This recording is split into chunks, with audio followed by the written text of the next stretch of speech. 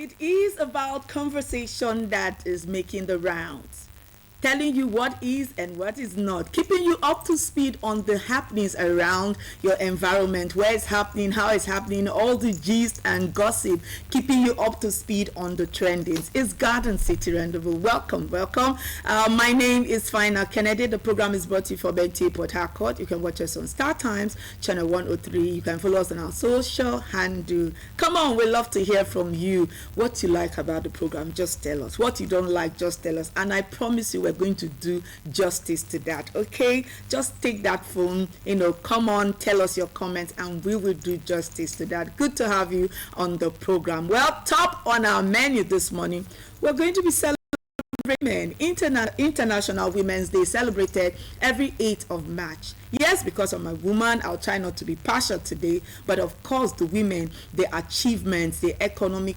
cultural, political achievements of the women, and of course the challenges that they are facing, contributions from the government as regards to supporting the women. We're going to be looking at all of that, and again we're going to also be having hint about the new amended electoral law.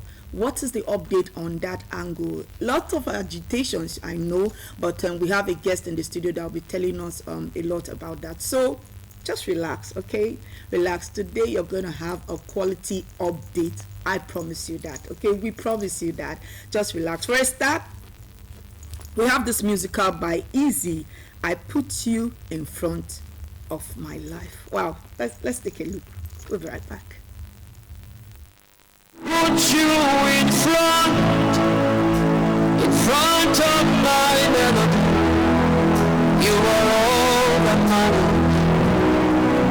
You are all that matters. I'll make room for two. You and I, Jesus.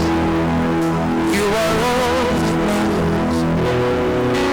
You are all that matters.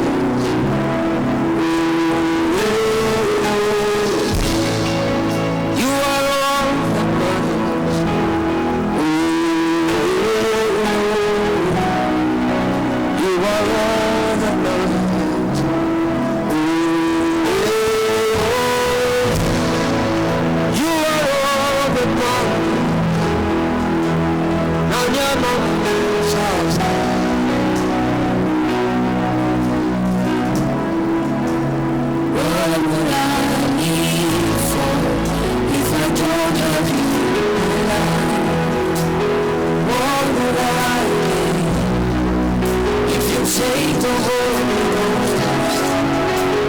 What would I become of me if I didn't see your light? What would I be said of me if you didn't hold my hand? Now I've come to realize that you are all I am. You are all that matters. You are all.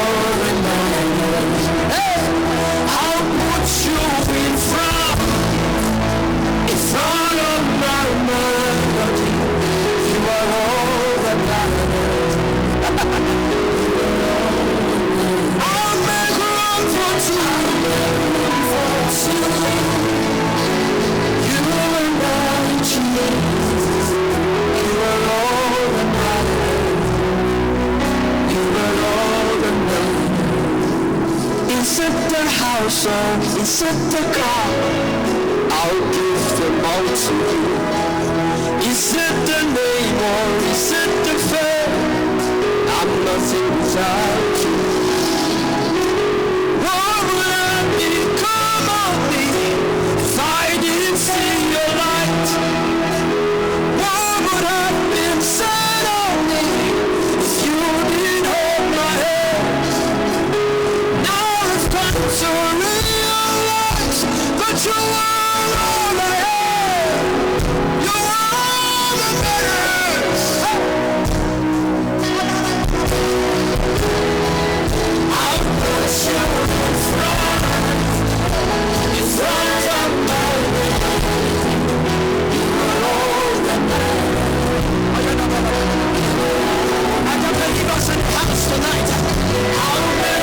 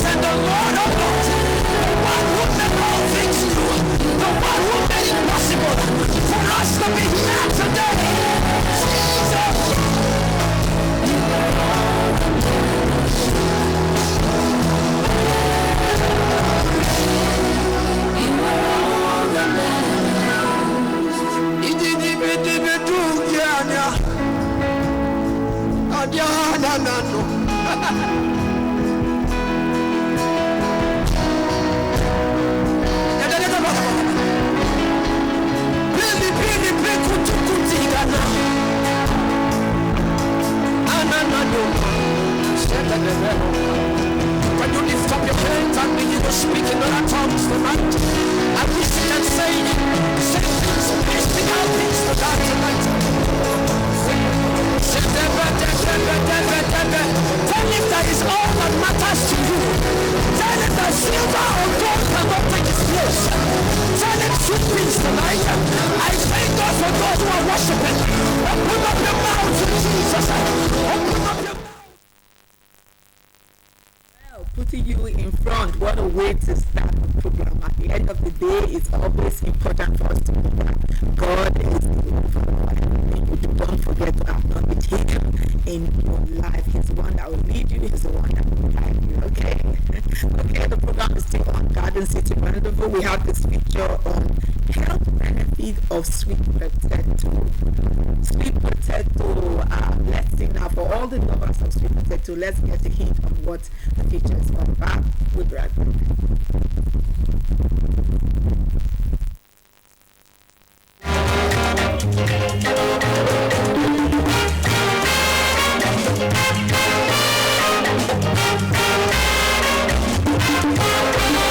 Sweet potato grows in marginal soils, making it resilient, easy to cultivate, and climate friendly, with every part of the produce beneficial to humans and animals. Experts say sweet potato contains vitamins, magnesium, potassium, and protein, while the improved variety, orange-fleshed sweet potato, is the most nutritious due to its high beta-carotene content. When you talk of anything potato, generally tubers, they contain a lot of starch.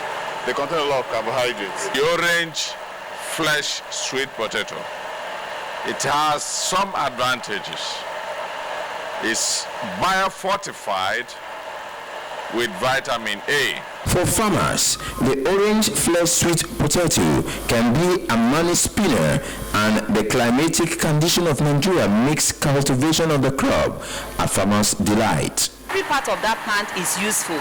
So if we go into production and full value chain development of orange flesh sweet potato in the states, we will go a long way to help women and youth. With enormous economic, nutritional, and medicinal benefits of this improved variety, the Federal Ministry of Agriculture and Rural Development says it is championing advocacy for the adoption and utilization of orange flesh sweet potato.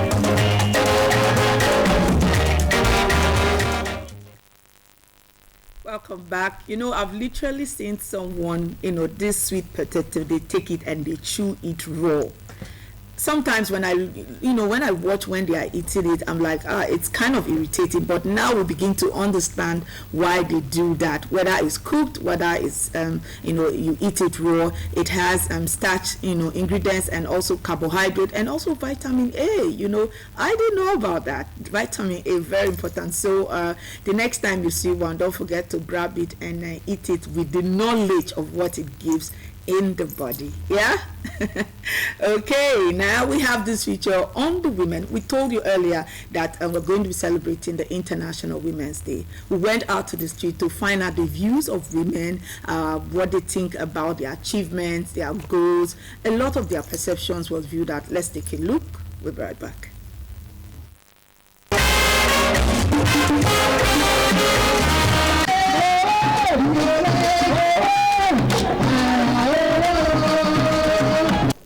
In many societies, women are often perceived in several ways, rather than being seen as equal contributors to economic, political, and social life of the nation.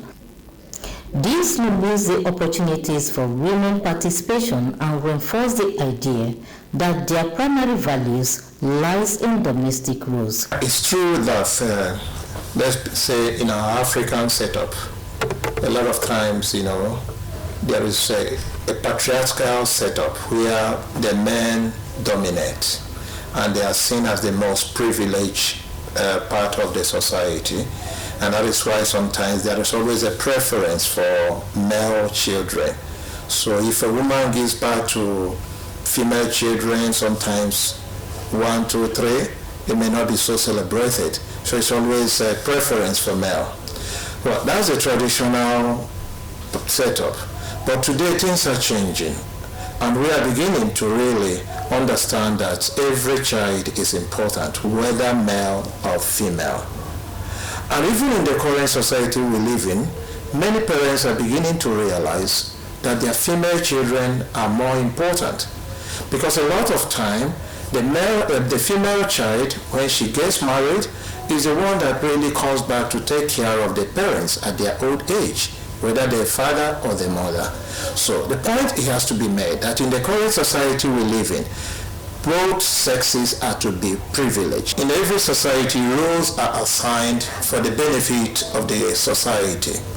Now in traditional society setup, where mostly it was an agrarian society, the role of the women was privileged in the domestic area, giving birth to children, taking care of children in the house, and then why the men are to be, they have the role of, working hard, providing the necessities of the house. But today things are changing, and both male and female are called upon to take different roles for the well-being of the society. In the face of social injustice, often women are being described as being bossy, while men who exhibit same behavior are seen as strong leaders. In our African context, in Nigerian context, in many cultures in Nigeria, it's mostly patriarchal society. So, given that basis, the men have always had a lot of privileges, but we are going beyond those privileges. Lack of education, which limits women's ability to achieve economic independence, and underrepresentation of women in politics, making their voices excluded from decision making. Even after graduating from philosophy, I went for certification courses both in Lagos. I have a certificate in HSC, Human Resources, Project Management, all in 2 years gap. So me, I always tell women, put yourself first. Create yourself, develop yourself. I think people have to create opportunities for themselves. You can't just wait for the government to provide everything for you. Like as Nigeria as a country is still developing, and there are many things to do that one can be part of the growth of Nigeria. So go out there, put yourself out there and do something that you love, you like. There are many things to do. It comes to inclusivity in various spheres of life. If you do not practice stereotypes in your house, your daughter will not come out to the world feeling afraid to participate in certain things. It's because of the way we train our girl child. They come out, they're very intelligent. but they are afraid of participating. Okay, welcome back. You know why I'm smiling? Anytime there's always this discussion about women, there's always these agitations, yeah? There's the argument. In fact, even in the studio, we started having little argument. What the man can do, a woman can do better. Women should do like this, women should do like that. And I'm just smiling because I think the discussion is going to be very interesting, talking about the achievements of the women. I mean, we're the home builders. We do a lot. Some persons agitated are quarreling, you know, having this argument that after all, the man just goes, gets the money to take care of the family, but who really takes care of the family? From having the babies, taking care of the babies, you take care of your babies, you take care of the man, you take care of the home, you also take care of yourself, but the man just, let me don't bore us with so many talk. Well, let's hand it over to the guest to tell us more about the women. By my left, I have Dr. Oroma Gospel-Achike. Good to have you. Thank you very much. Good to have you. And then we also have, please introduce yourself. Dr. Okechi Uhuka-Unobi. Yeah, from the River State University. Yeah, good to have you. Good to have you. Okay, let us start with the team.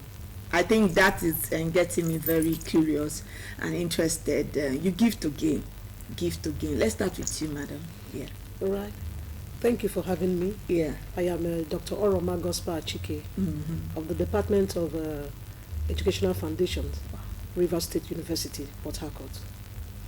The theme for this year's Women's Day is an interesting one. It is. Very interesting. Because that's the composition of a woman. Giving to gain. Every woman gives without compulsion. And this woman who is giving, right inside, inwardly, it is an innate craving that she gets from the society, that she gets from her family. And what I mean by get, it can be educational, it can be political, it can be, in leadership, it can even be right deep in the family. And today, we look at several vices against women, and then the woman feels she's not getting as much as she's giving. And so we're advocating, please give women what they deserve. And why would I say they deserve it? Because you don't push them to, giving. You don't push them. You can see a mother in the family. She's there for her children. She's there for those who are working to go to work. She's there to support the husband. She's there to manage the finances. She's there to look at the in-laws, relations. And then sometimes she barely has time for herself. And then at the end point, what does she get in return? And that's why I said that it is the craving of every woman to get from the society, get values from the society, be appreciated, be given the opportunity, to manage areas that concerns governance, be given the opportunity as a woman, to showcase the talents that you have. Wow. Have you ever imagined how a woman is able to organize a home? A very big organizer. Organize a home.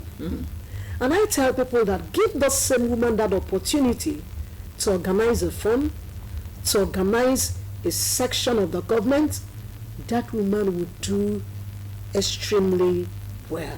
Okay, now let me go to, she has mentioned a key point. Over the years, right, I know that every time we talk about women in politics, there's always this agitation a little bit that how can somebody that is a home builder, she's only glued to the home. Yeah, if you put her in the political space, she cannot perform very well. Let me know your, Right, thank you so much. Yes. Like I said before, my name is Lady Dr. Okechi Unobi from River State University, Department of Educational Management. I'm of planning actually. Okay. Thank you so much. You know, the truth of the matter is, for someone to be able to manage a home, manage the children, then that person must have that quality to be able to run in the political arena. But the truth of the matter is this: men frown at women coming up there because they don't want women to rule over them. Okay. And that is what the society from time has, the place society has placed women. Women. You know, during the development of society, you find out that the place of the women, that's where the society had kept the women to be in the house, cook, braid the heads of children, and then men take decisions. But society is not static. Society keeps developing every day. Formerly, they don't allow the girl child to go to school. I remember when I was born, my father wanted a male child, so I was abandoned in the hospital with my mother. Wow. And today, I don't think even my own brothers have gotten to the level you I can have beat your gotten chest very well to say that as a woman. I should say congratulations to you, though. Even in my society, in my community, wow, whenever my name is mentioned, people give that respect. Why? Because I have decided not to remain where the society wants me to be. Yeah. So women can do better. I can beat my chest to say, in the political arena, if you give them position to hand, if you are not a good planner, you won't train your children very well. You won't give them the moral the society requires. A lot of, you know, what men say is this: when a child is spoiled, wayward, they attribute it to the woman. Yeah.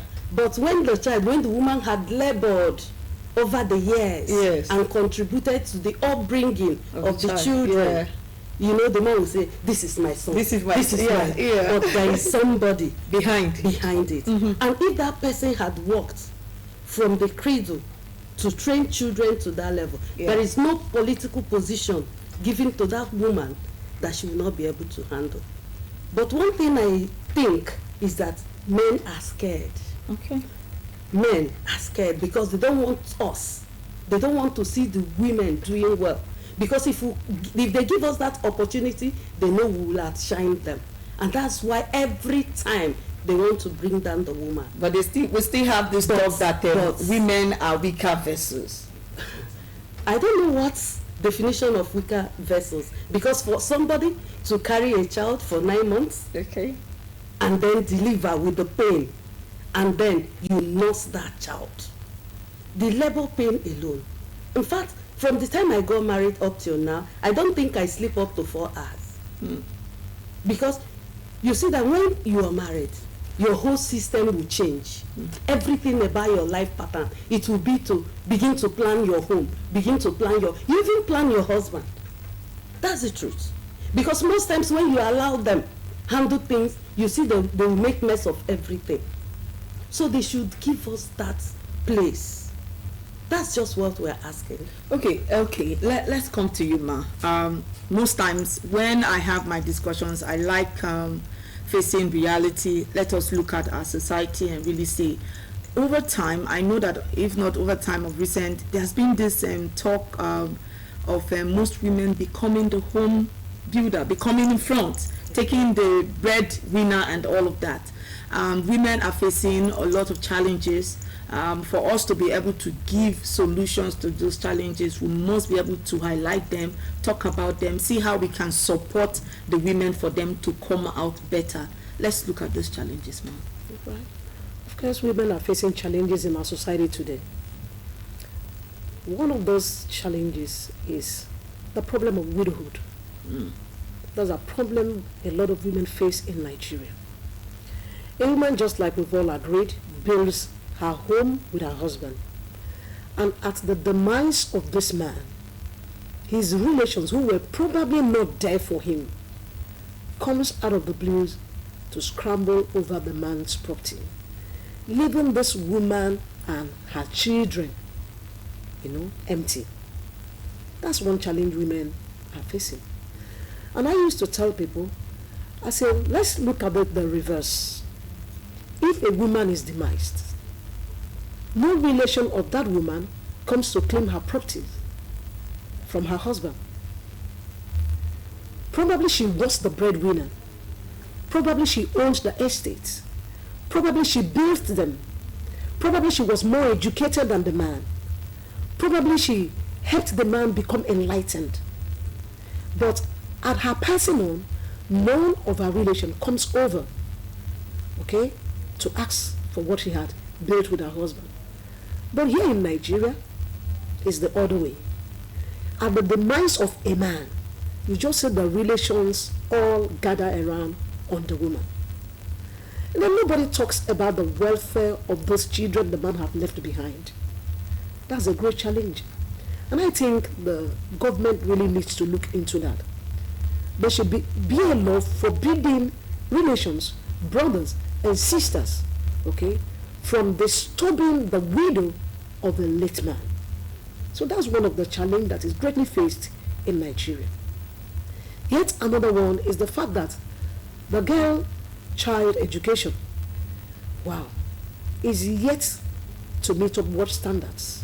But the government, they are trying, they are putting effort. The government is trying. I think we should be able that's to, why I say say that. Yes. Whilst even when we talk about women affirmation, we're still, at least we've gotten to 10%. Yeah, we should. Because I know that, sorry to cut you in, because I know that there are a lot of conferences, lot of seminars, the girl child is supported in a big way. Yes.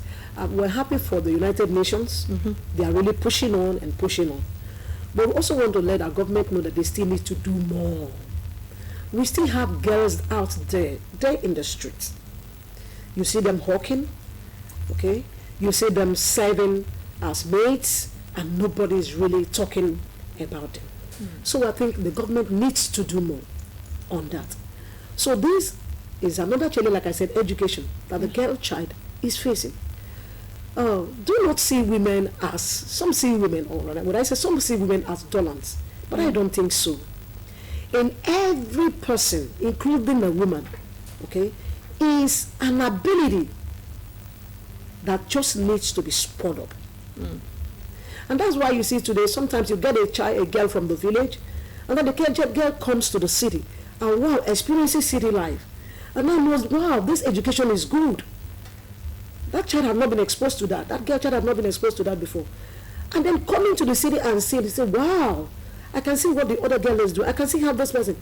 And then by the time, she gets the opportunity to go to school, you see her shining so bright. So when it comes to education, is another challenge. So we should beef up the girl child education. And not only the girl child, women, married women. Yes, we have education for adults. We have that. Most married women should be encouraged to go back to school. And that encouragement begins from the home. Husbands, I want to appeal. Encourage your wives to go to school. That's a big challenge, Yeah. I've literally had a discussion with a married woman, and in fact, this was the core discussion we're having, and I asked her, why have you not gone to school? She said that there is an agreement that she had with the husband. The husband has gone to school, started working, supporting. She's just supposed to be, what's it called again? The housewife. That's another issue altogether we'll talk about. So you see this housewife of a team. I think we're here in our country, we're overblowing the concept of housewife. That you're married to the house, to the home, does not mean that you're not a person of your own. You're first and foremost an individual before you got married. And then as an individual, you have your aspirations, and which should not die at marriage. Those aspirations should rather be fueled when you get married. Okay? And to that woman that you mentioned, if you ask her personally, the man must have made her believe that she can't go to school again. And then when you're saddled with the responsibility of taking care of children, that's with some wives. And then going to pick the children, bringing them back, doing the homework, the man is always there at work. you need to personally speak to yourself and say, I'm going to forge ahead. I had my master's and my PhD when I was already married. But there was a drama that happened between me and my husband. Okay. I told him I wanted to go and pick up a master's form. And he said, wow, master's form? He was someone who loved education. And he said, yes, you can go ahead. But now, to his surprise, he came back one day and I just returned. I drove in and I had my master's form in my hand. And he said, wow, you're really serious about this? Have you considered the school fees and all that? And I just said, don't worry. I went back to the university and made my acceptance payment. I came back and I showed him the receipt and I said, I've just made my acceptance payment. He said, what? You're really serious? And that was how it went. As I finished my master's, I told myself right there in the hall when I did my final defense, I said I was going to go for my PhD. Wow. I came back home that day with my PhD form in my hands. Wow. Okay. Now, if he were not that supportive type who would say, go ahead. All right, some would, a neighbor of mine who was, just in her undergraduate days, but then married before she got into the university. The first day she went to the school, she told me her husband traced her to the school, chased her out of the class, and tore her books, shredded all her books. Oh my God. Her, what's it called, handout, and then in those days when they were handout, the man tore all of them out. In the school? In the school. She managed to escape and got back home. He beat her up and told her, you're only going there and you're going after men. Wow. Yes. She said she had to hide to go to school. As she went to work, from work she would go to school, she would just make up excuses, and she continued until she graduated as a first degree, and quite an intelligent lady. Wow. So, can you imagine if such a woman had a support from her husband? And she's not the only one. A lot of women are facing similar scenario. Okay, let's go to you. I think this is a very serious issue before we begin to have signals to wrap up on this. This is where we are. What we're discussing is where we are.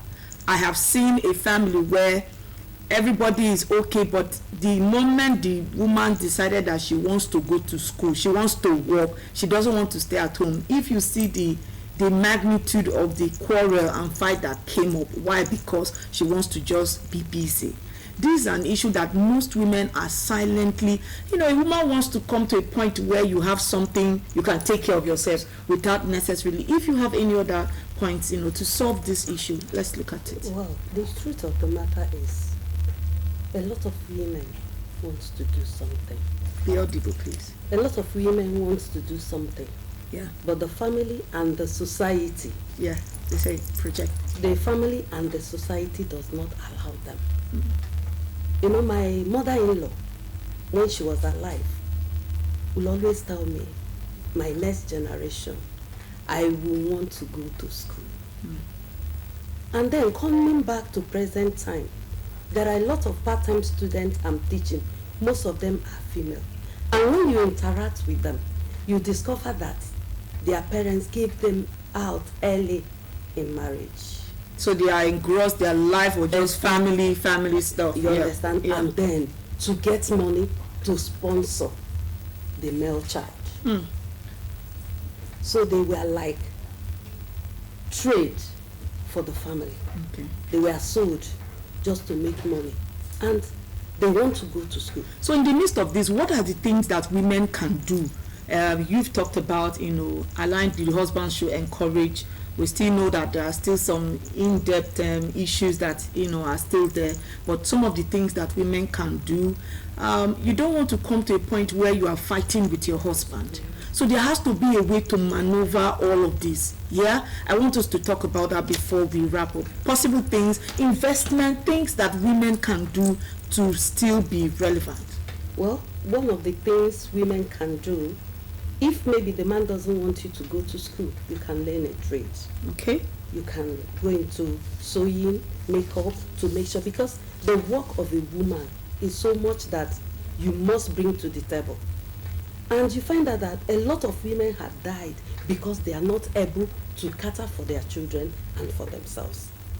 So if the man, education is not only in the classroom, you understand? Yeah. There is learning beyond the classroom, where people could go and learn trade and do well. There are women in the industry who didn't see the four walls of university, but they went to school. So just your way of talking to women out there, CEO, talk to women. So women should, if your husband does not want you to see the four walls of school, schooling is not all about the classroom. You can learn a trade. You can learn how to sew. There are a lot of things women are doing and they are doing well. Catering services, women are doing well. Baking, they are doing well. Sewing, they are doing well. So if you go into it, it's called learning beyond the classroom, where women can acquire that knowledge, because education is all encompassing. Thank you. Ma, your last words to women out there. All right, to women out there, I want to encourage you to be resilient. Okay? You can push ahead. You can push ahead. And I want to say that you can become great not just in the classroom, you can become great outside the classroom. And I also want you to look right inward. There's something inside of you that makes you, okay, to be a greater person out there. And look inward, look out for it, become resilient, and you'll become better. I want to thank you, Dr. Oroma and Dr. Kechi. Thank you very much for coming. I hope that the women out there, they really heard what you said. We'll keep moving ahead, right? Yes, thank you. And everyone out there, we're still on is Garden City. We're going to be having a discussion on electoral matters. Yeah, we have this feature on residents' view on the past elections. Let's take a look. We'll be right back. Yes, my name is Angel the Laugh, comedian of the Federal Republic of Nigeria, Guinness World Record holder. Is Break the Boss! Yes, live NTA Port Harcourt. I tell you the best of all of the truth. You're thinking of where you're going to have a celebration of a lifetime. You bring your kids, your family, everyone, everything love. We connect memories, we connect moments of laughter, dance, gift, name it all. And that platform is only for Bet the Boss. The right atmosphere for your business to get the world at its best is Bet the Boss. Every last Saturday of the month, the time is 12 noon. The venue is the headquarters here, NTA Port Harcourt, River State, Uwoba. Tell somebody to tell somebody to tell somebody.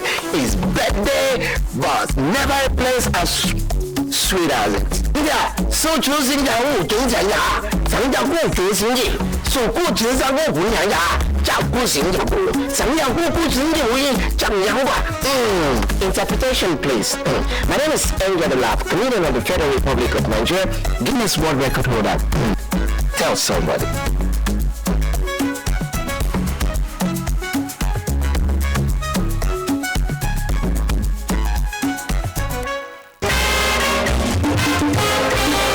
Over the years, we have failed election. People's mandate have been stolen in a different occasion. So, take for instance the last election.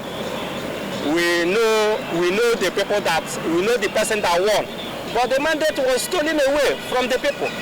So many people now are discouraged to even come out to vote again. Because how are they sure that their mandate will not be stolen again? So at the end of the day, it becomes the normal routine, normal thing they normally do in this country, and the people are fed up. So that is it. The thing is discourage masses to even go and obtain their voters card, because they think that at the end of the day, if they come out to cast their vote, their vote will not count, and their mandate will stolen. So that is the problem. Okay, welcome back. It's Garden City Rendezvous. Now we want to talk about electoral matters. Of course, you can see from the feature a lot of people are talking if their vote is going to count, the new amendment law, what it entails, what it's about.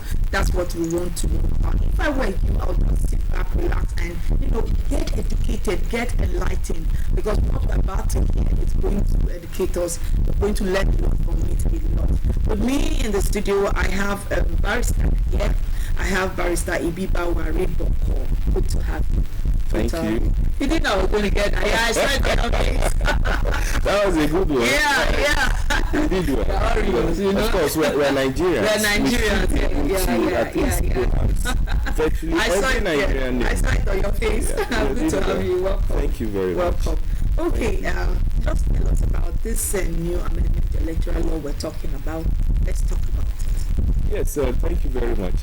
The National Assembly, in its wisdom, decided to give people's advice on various electoral reforms, clamoring for change in certain areas, and most particularly the area of real-time transmission of election results. That is the major issue. Well, the National Assembly too, they actually heeded to the calls of the people and had to include it, because before now there were beavers machine and all the rest, but it was not in the law. So they had to make it inclusive in the law, because even in the last election, during the up to the Supreme Court, they all said yes, good and fine, electronic transmission is right, all the same, but there is no law supporting such. Okay. So the National Assembly had decided this time around, with the pressure from the IPAC, who advises generally, yes, and they now did and included it in one of the sections of the law. Okay. And particularly that is section 84. 84. Oh, sorry, section 63. Okay. Which actually allows for electronic transmission of results, real time. Real time. But they had to put a proviso. A proviso is like an exception. In law, when you say general rule, yes, that is the general rule. But when you say exception takes over the general rule, which is more powerful than the general rule. They have said, okay, we've given you the position, go ahead and with your transmission electronically. But if there is an issue with network, then you have to resort to the manual transmission. And the people are saying, you know, I'm smiling like this is really a big issue. Yeah. You are giving us with one hand and taking with the left. Yes. And that is a real-time problem. In fact, that is why we've seen protests at the National Assembly like, no, this is wrong. If it is real-time, it is real-time. It should be real-time. There are arguments that our GSM services runs 24 hours. If there's any network failure, as soon as you turn on your phone, the results will drop. It does not really stop the issue of transmission. They can wait as much. It will not take more than 25. And there are also arguments that 95% of Nigeria has network. Okay. So the issue of giving with one hand and taking with the other does not really make sense, and it makes that proviso more powerful than the general rule. That means we'll still be carrying ballot papers from EC8A up and down, from polling units to collation centers, and anything can happen in between. So, and that is what people have been clamoring about. It's been a real-time issue, which I think it still needs to be. I would like to, poke in to know your own ideology, your own ideas about this whole situation. At the end of the day, it's for your vote to count. If your vote does not count, this whole thing, it's all a charade, But let me know from your opinion, with the look of how things are now. What are we looking at? What's your opinion about? For me, my opinion is that the proviso is not necessary at this point. It is a trial. We need to start somewhere.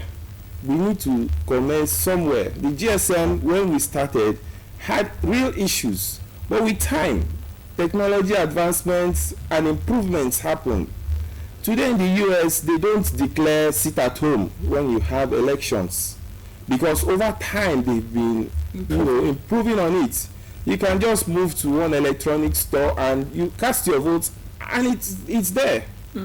So I think we should have real-time electronic transmission of votes, so that the voter apathy is really, like we've seen from the interview before this session, from the streets. People are no longer interested to vote because it's a waste of time. But by the time we start having this electronic transmission of, as you vote, people are there, you're seeing it being transmitted live and direct. We all witnessed it in the last general election in 2023. It worked real time. We had records of votes, total records of votes electronically. And there and then, they were even saying, no network, so many citizens volunteered their hotspots. And the beavers worked. So it is something, if we don't start now, you are saying that let's start first. Let's start. Let's don't condemn it before it comes. Let's start. And I know we will surely improve on it. Okay. Technology is there for us. Although the issues of hacking and all the rest, it is not there yet. The system, the beaver system, is known only to the manufacturer. Before our young boys or criminals, internet fraudsters would start understanding the nomenclature of the beavers, we would have even improved in the security. Today we all have what we call what we use in protecting our system, you know, from hackers, and also steps in WhatsApp, where you take steps where your WhatsApp account will not be hacked. Okay, these are real-time security updates. Before we wrap up on this, I also want us to talk about the voters, the people. From the picture that we watch, you see that most persons are not even having the mind to want to come out, because they're already assuming, like you said, that this whole thing is not going to work. So for somebody whose mind, and most of them have experienced a lot of things, you understand, a lot of some disorganizations and all that, they've told themselves, this time around, I don't trust the government, I don't trust the system. What is your advice to them? What can be done to reassure them that this thing is everybody's business? Well, like we said, if you feel that one problem happens to your neighbor and you feel it is none of your business, someday it will come to you and nobody will come to rescue you. I think my advice to Nigerian electorates, we should as much as possible try. I know it's quite difficult, it's quite challenging, it's quite discouraging that you would cast a vote and it will not work. But the government too should try in their roles. Our legislatures should try in their roles. I know they are the ones benefiting at the tail end of all of these shady deals. But the people, we should keep pushing. Yeah. As a matter of fact, we should push on, we should strive on, we should not be discouraged. Someday, I believe, Nigeria will work again. And as people are saying, America is working. Nigeria shall be great again. Yes, we will be great. We are great. Yeah, thank you very much, Barrister. We want to appreciate you, and we hope to see you more to update us as things evolve, and more information comes. And thank you very much. Thank you very much. Okay, everyone. It's still Garden City Rendezvous.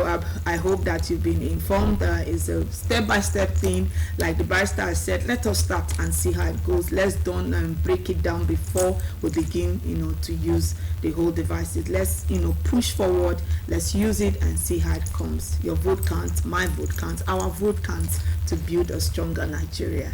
Okay, up next we have this feature on coping in the face of economic situation. Let's take a look. We'll be right back.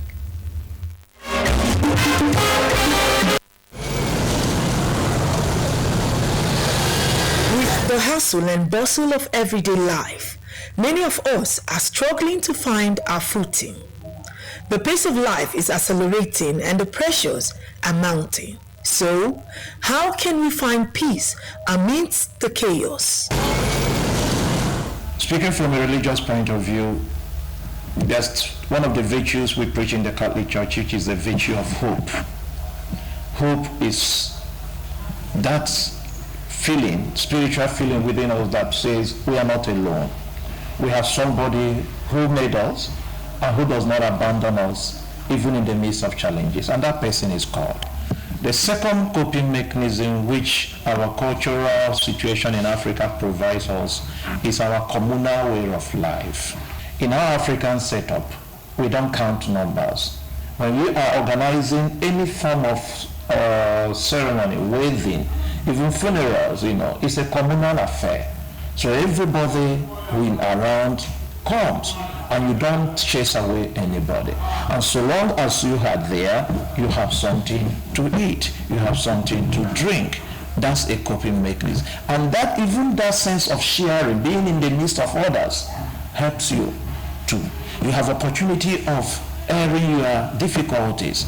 Instead of having them all bottled up inside you, weighing you down, everybody you share, you hear others hear you, and you go a little bit lightened. In Port Harcourt, River State, Nigeria, many people turn to faith-based practices to find peace and comfort.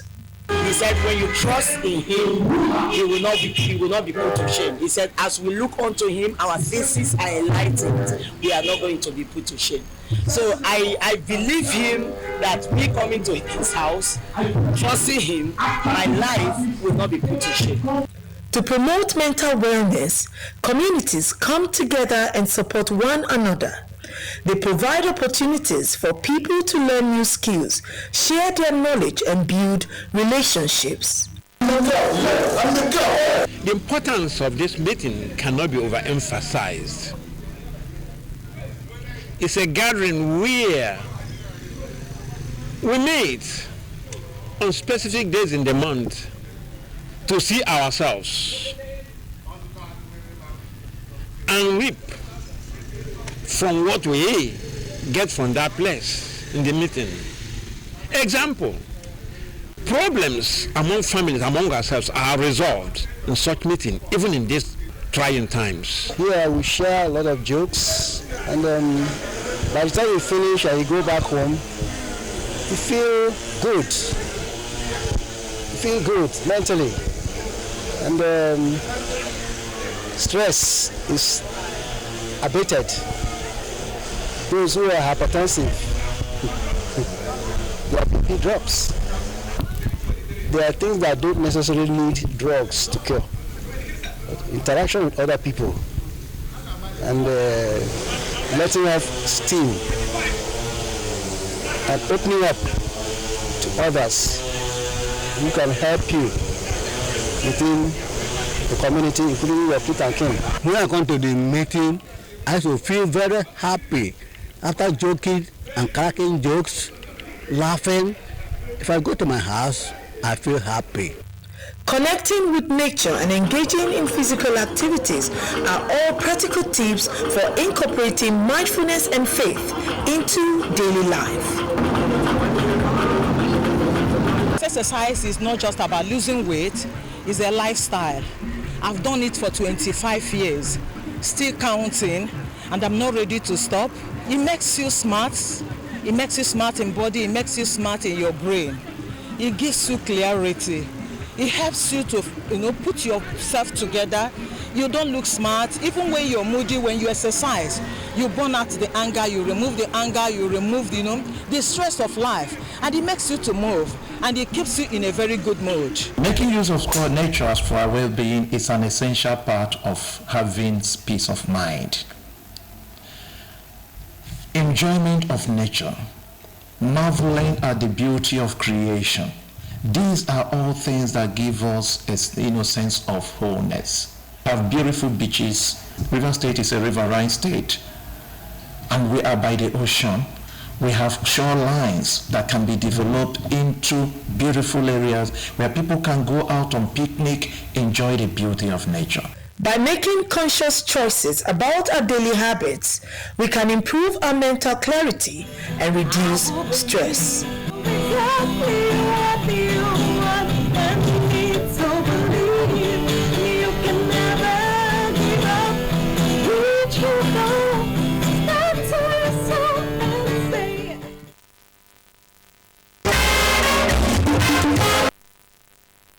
How to cope in the face of economic situation. I tell you, once in a while, Don't get swallowed up with the challenges, with whatever that is bothering you, with the work. Some people, they work 2-4-7. They are working from office to market, everywhere. Once in a while, pamper yourself. You know, somebody said, learn how to pamper yourself. Take yourself out, go for picnics. The Reverend said that you have to learn how to appreciate nature. Just go out. Communal togetherness. Get to the community, see what's happening, relax, drink, and just pamper yourself once in a while, and don't get swallowed up with work, okay?